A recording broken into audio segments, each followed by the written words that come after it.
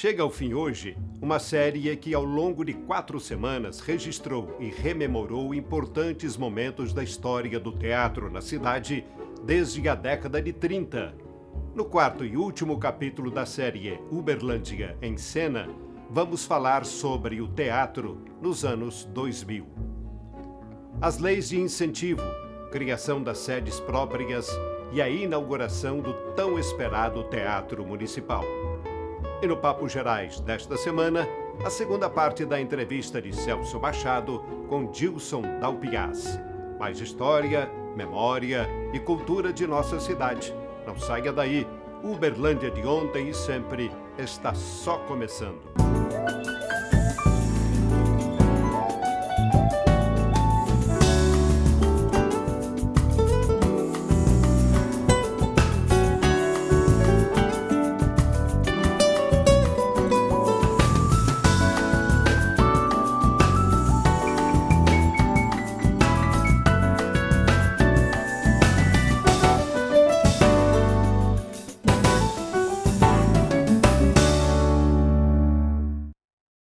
A série Uberlândia em Cena chega aos anos 2000 falando de políticas públicas, novos espaços e alternativas para aqueles que buscam viver da arte. Confira. A chegada do novo século trouxe um novo fôlego para a cena teatral em Uberlândia. Novos espaços, a consolidação do curso de teatro da universidade e, em especial, a possibilidade para os atores, enfim, viverem apenas de arte. No capítulo de hoje, vamos conhecer lugares e projetos que abrigam o teatro atualmente em Uberlândia. A conquista da sede própria, o ensino do teatro nas escolas e as leis de incentivo são os grandes marcos dos anos 2000.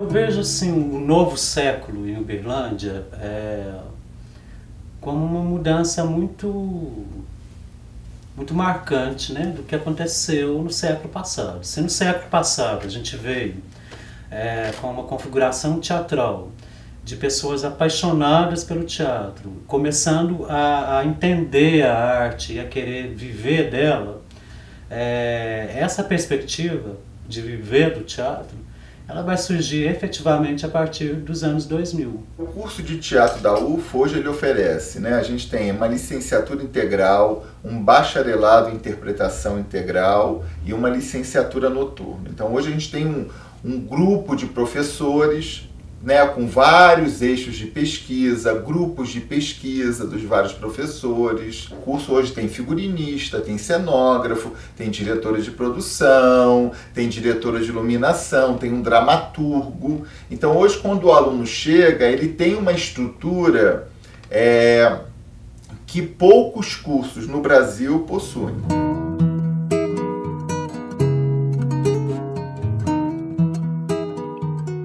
Começaram a surgir grupos oriundos da UFO e que começaram a modificar a cena teatral em Uberlândia. Uma ação que eu acho que determinou uma visibilidade do curso dentro da UFO, o projeto Pediatras do Riso, que é o projeto nosso de extensão mais antigo. Foi um projeto que juntou o interesse dos alunos de teatro e da medicina, que nós começamos em 99 para 2000. Então foi um movimento dos alunos desses dois cursos e com o meu apoio, e nós criamos esse trabalho de palhaços no Hospital das Clínicas, como um trabalho de estágio. Então os alunos têm a sua formação no trabalho clownesco de palhaço, depois há uma estrutura de jogos que a gente trabalha, ensaia, para a gente fazer essa inserção no hospital.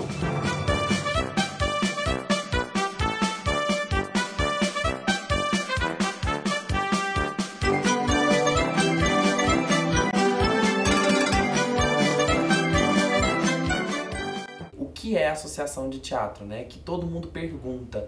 A associação, na verdade, ela é muito mais voltada para a comunidade teatral do que para a comunidade que assiste teatro, do que para o público, É óbvio que a gente tem também um compromisso com esse público, né? Um compromisso de estar frente a esse público também, mas o compromisso com a classe teatral. Então, por entende, associação de teatro é a associação dos profissionais que trabalham com teatro. E o que faz uma associação? Ela associa mesmo, que é bem essa palavrinha, associar, concatenar as ideias, né? Juntar esse público de teatro, cada um na sua especificidade, e fazer com que essas ideias e os anseios, as necessidades dessa classe seja atendida.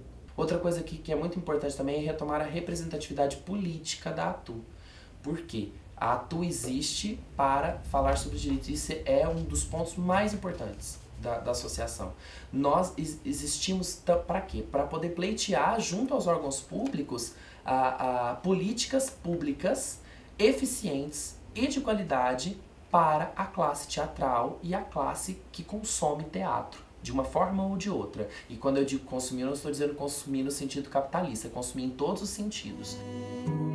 Medo posso enfrentar, nem segredo que possa contar. O Grupo Faz de Conta, ele é um grupo de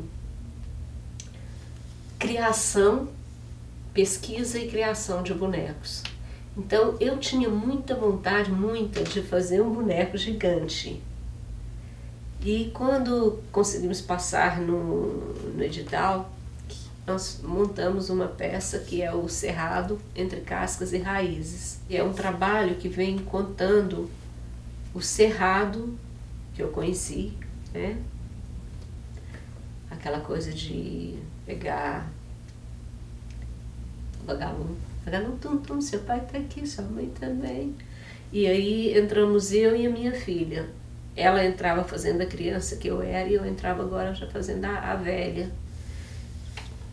E aí a gente ia passando por várias coisas que já houveram no Cerrado, brincadeiras, as lavadeiras lavando roupa, né, os rapazes trazendo água para elas lavarem, tudo cantado, tudo cantado. Avoa, avoa, avoa, carcará, guardião lá do cerrado.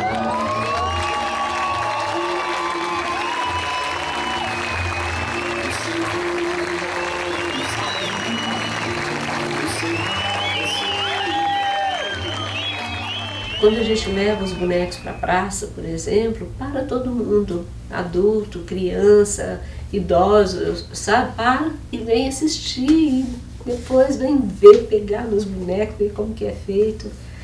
É um processo muito bacana, eu gosto, muito. Não sei se é porque quando eu vi o boneco em cena a primeira vez, eu falei, que é isso é muito louco, é lindo, é lindo. Pula, pula, amarelinha, pula, pula, amarelinha,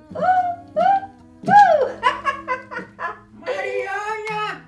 Fala, vovó! Mariana, menina! Que é, vovó? Tô brincando! Oh, Mariana, eu disse pra você não sair desse sereno que você tá gripada, minha filha. Mas já tá sarando a minha gripe. Mas desse jeito não vai sarar nunca, menina. A senhora fez remédio pra mim? Eu fiz um chazinho muito gostoso lá pra você. Cadê o chazinho? Vamos lá em casa sair desse sereno que você bebe. Então vamos. Mitz! Tchau, Mitz! Fala tchau pro pessoal. Tchau, gente. Tchau. Tchau, pessoal. O entusiasmo e a persistência dos grupos que, por amor à arte, buscam novas peças, novos cenários e, assim, construíram seu público. No próximo bloco, novos projetos e a inauguração do tão esperado Teatro Municipal. É daqui a pouco.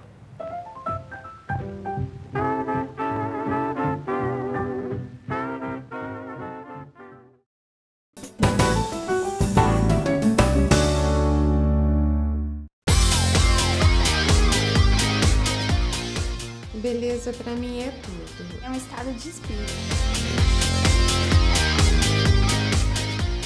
Aí o Labelle, ele que me transformou. Eu adoro vir aqui, porque eu sei que toda vez que eu vier aqui, eu vou me sentir bem.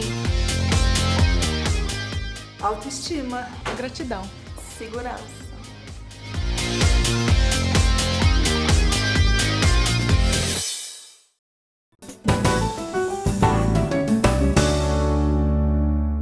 Projetos que nascem na universidade e que se espalham pela comunidade. A inauguração do Teatro Municipal e a sua relação com os grupos da cidade. Os atores revelam quais as alternativas que podem ainda fortalecer o teatro em Uberlândia.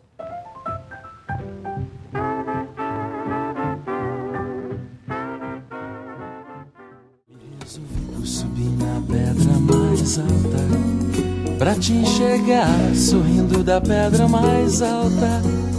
Contemplar teu ar, teu movimento, teu canto. Olhos feito pérola, cabelo feito manto.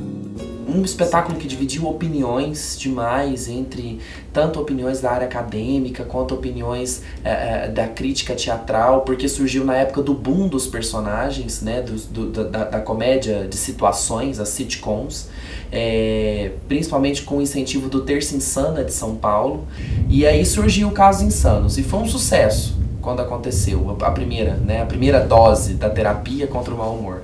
Aí fala, vamos fazer uma segunda dose, e aí fizeram a segunda dose, foi outro sucesso. Aí ficou mais de um ano em cartaz e fizeram a segunda, fizeram a terceira, na quarta dose eu entrei. Aí teve uma reformulação, a quarta dose foi o nosso maior sucesso. Nós estreamos quinta, sexta, sábado e domingo no Teatro Rondon, todos os dias lotados com mais de 300 pessoas do lado de fora.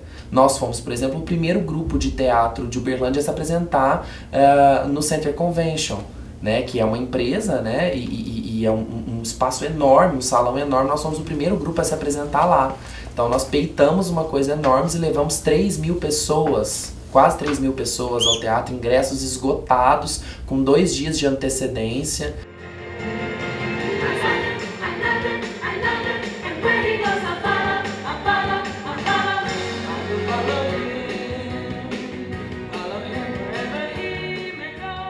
A gente começa a ter espaços culturais alternativos, como o palco de arte, né, a Escola Livre do Grupo Pontapé de Teatro, o Estação Cultura, antes desses o Armazém Cultural no Jardim Patrícia. Isso é importante para o desenvolvimento cultural da cidade, né, e acho que de qualquer cidade, né, a existência desses espaços. O Teatro Municipal eu vejo que tem 2 lados, assim. Por um lado, ter um teatro municipal que recebe espetáculo, tem, assim, ele comporta receber grandes espetáculos, né? Tem uma infraestrutura boa. Para a cidade isso é muito bom.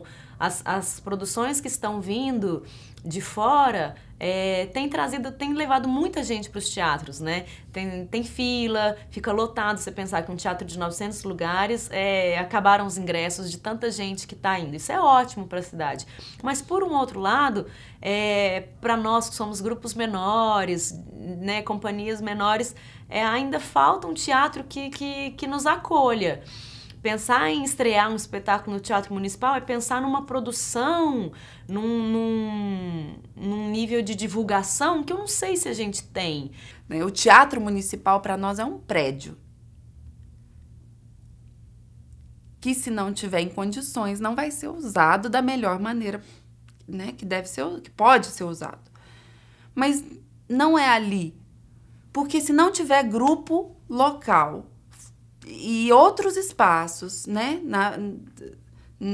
em outros lugares da cidade, e se não tiver quem ocupe estes prédios, pode fechar. O teatro está aí, está acessível, a Secretaria de Cultura já se mostrou acessível, os espetáculos que são da cidade têm um valor menor para a taxa do teatro, então são coisas que estimulam, mas ainda a gente fica um pouco assustado em trabalhar com o municipal. Então ainda é uma relação assim que ainda não é confortável para a gente. E falta, por outro lado, um espaço que nos acolha, né?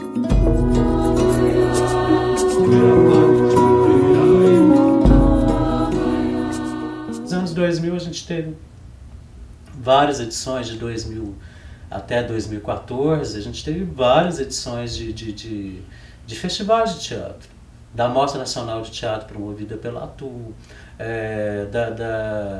do Festival Ruínas Circulares promovido pela professora Yasca Antunes, do UD em Cena promovido, que eu promovia, né, que teve 4 edições.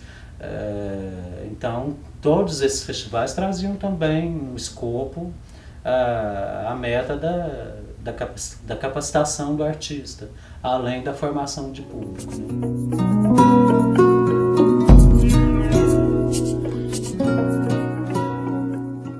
A gente vê se consolidando um sentimento de classe, né?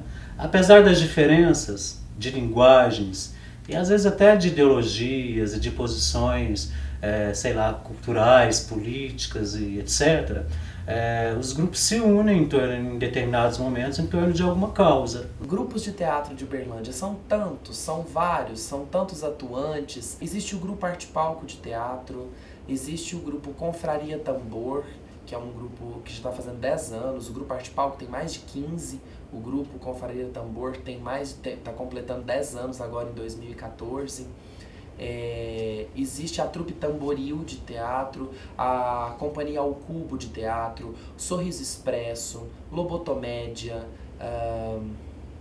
existe também a Pétala, que é um grupo de estudos de pesquisa que é coordenado dentro da universidade, que estuda o teatro latino-americano, que é um trabalho super legal desenvolvido pela Yasca.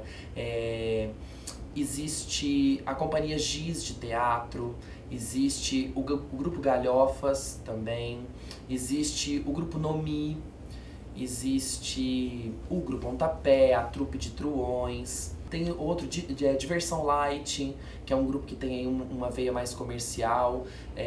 Stripoli Companhia, que também tem uma veia mais comercial. Acho que a comédia ela é um bom mercado de trabalho e muitos uberlandenses têm se destacado nisso, né? A gente vê aí o grupo Arte Palco, as Goianinhas do Acre, né? O David Osborges com a Dagmar Talga, né? Fazendo as Goianinhas do Acre. Sol e vento, dia de casamento, vento e sol. E além de todos esses grupos, tem N grupos de teatro que a gente às vezes nós nem sabemos. Porque além dos grupos de teatro que surgem da universidade, tem os grupos de teatro que são grupos de teatros de bairro, por exemplo. O que eu, de alguma maneira, acho que tem que ampliar mais em Uberlândia é uma ação, as ações conjuntas do SESC, né? O SESC é uma instituição que em vários estados do Brasil tem uma potência de mudar o panorama cultural imensa. Eu acho que aqui em Uberlândia ainda está muito tímido, há ações, mas são tímidas, a própria relação da prefeitura, né? As próprias empresas. Então, para mim, também é um sistema que pode alimentar a produção cultural. E eu acho que cada vez que a gente dá acesso, a gente pode colaborar com a diminuição da violência, né? Desses outros lugares, desses outros focos, né? Do consumo de drogas nas ruas. Isso tudo vai acontecendo. Eu acho que a arte, a cultura tem um papel fundamental nisso.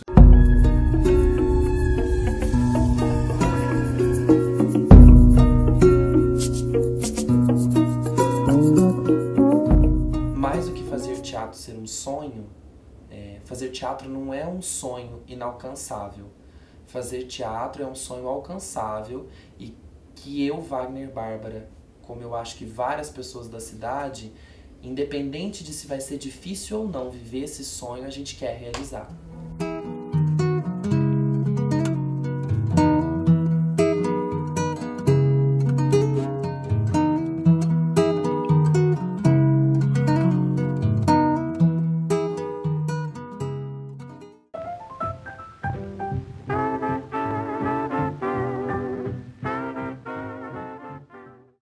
Nosso programa encerra hoje a série Uberlândia em Cena, com o desejo de mais um século de história e evolução para a cena teatral na cidade.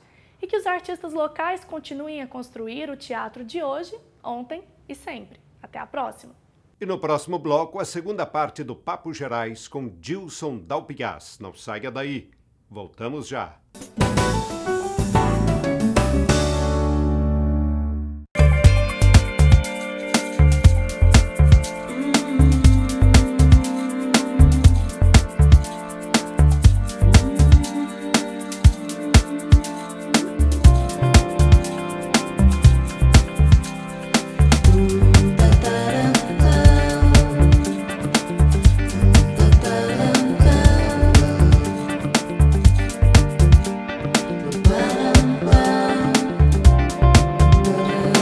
Instituto Algar e a Lei Estadual de Incentivo à Cultura de Minas Gerais apresentam a 8ª edição do Almanaque Uberlândia de Ontem e Sempre. A memória de nossa cidade vista e revista. O centenário de Grande Otelo, o maior artista uberlandense. Adib Jatene, o médico de nosso coração. Cícero Naves e o Praia, um amor correspondido. A corrida de cena em Uberlândia. As gostosas recordações do Bauru do Bené. E muito mais, já nas bancas.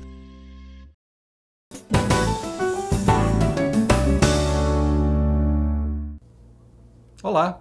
No programa de hoje, nós continuamos conversando com Dilson Dalpiaz Dias, contando aspectos interessantes da sua trajetória de vida aqui em Uberlândia e também na capital do estado.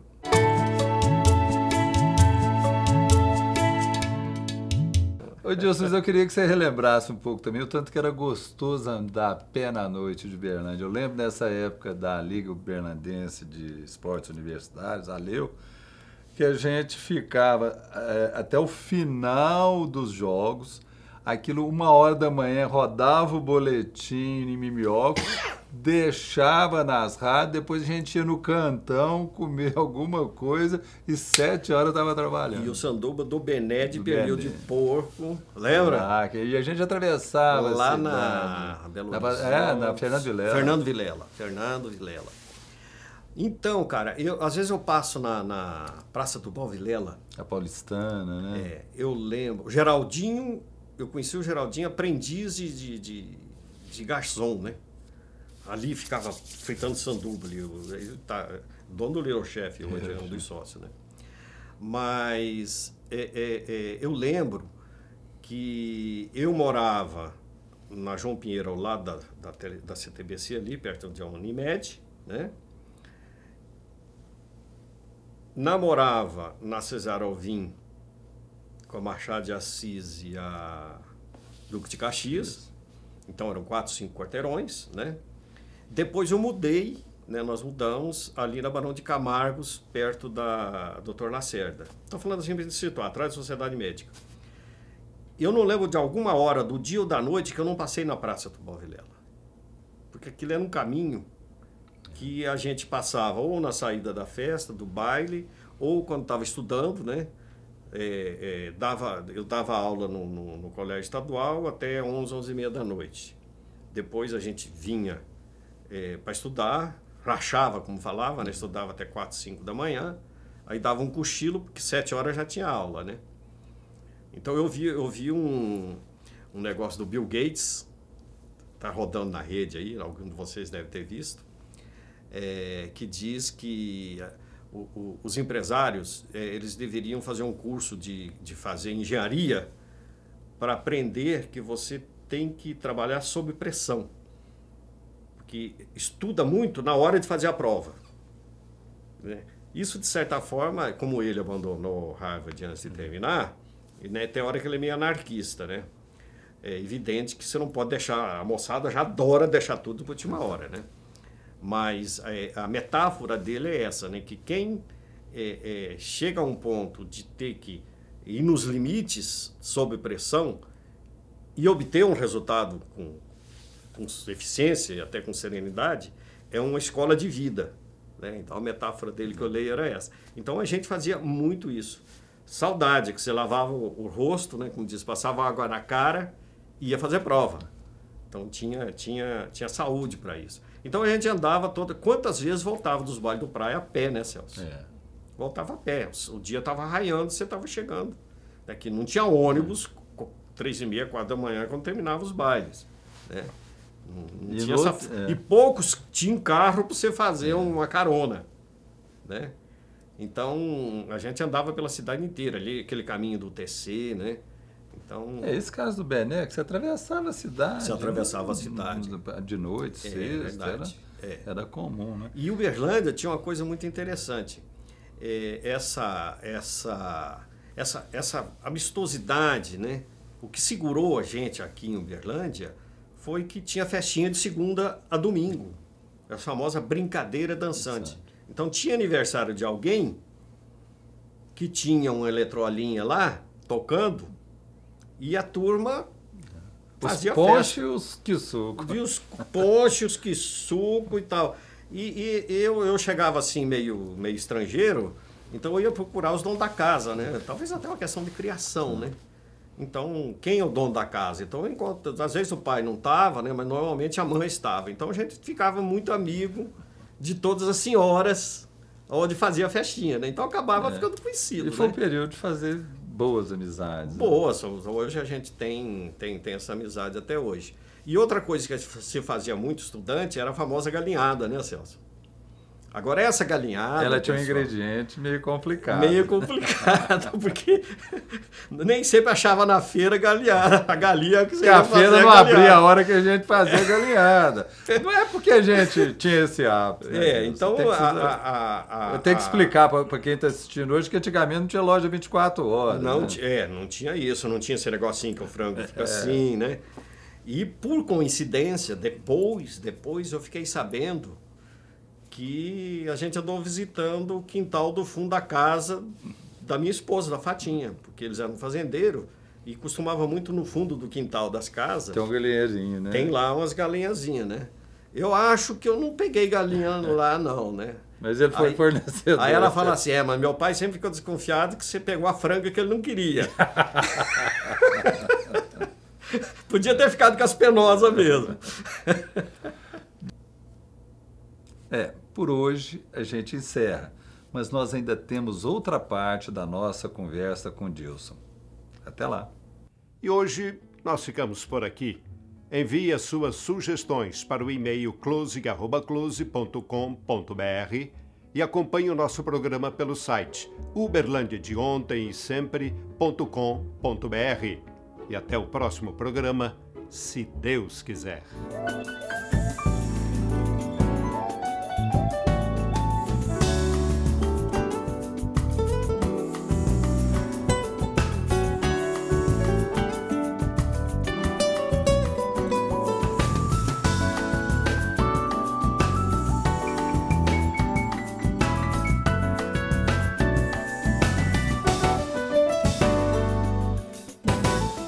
Patrocínio Algar. Gente servindo gente.